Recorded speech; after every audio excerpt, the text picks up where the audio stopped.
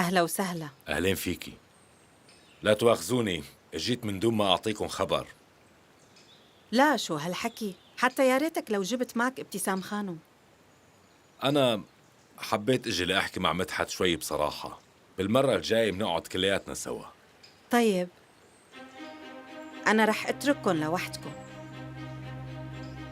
كلك ذوق.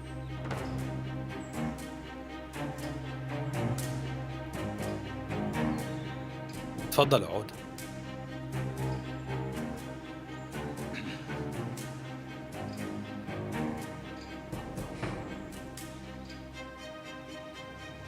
خير فؤاد؟ سبب زيارتي قصة فيها خير أكيد مدحت. اسمعني، أنت بتعرفني منيح وأنا بعرفك منيح. اللي راكد عليه وعينك وين ورغباتك غايتك بعرفهم منيح وما في مشكلة فيهم. يا ريت لو تفوت بالموضوع. مفكر إنه حكمة جوركان رح يعطيك اللي بدك إياه بسهولة؟ قدم لك شي من قبل؟ ليش؟ انت رح تقدم لي شيء؟ ليش لا؟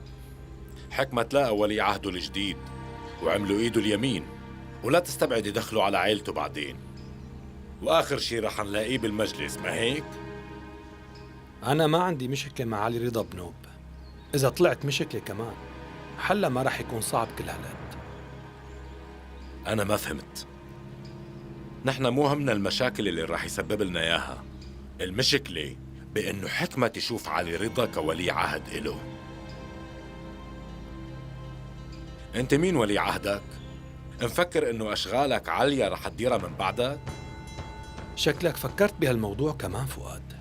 طبعا بدي فكر مدحت، وبتعرف انه ولي عهدي هو براق، وانا بتمنى انه براق يكون ولي عهدك المستقبلي.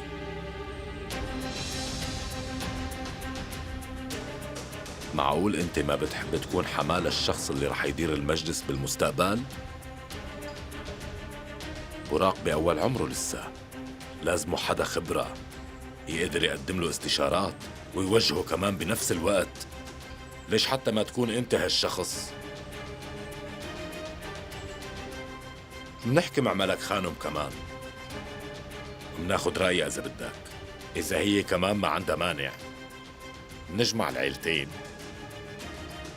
ومنزوج براق وعليا. شو رأيك مدحت؟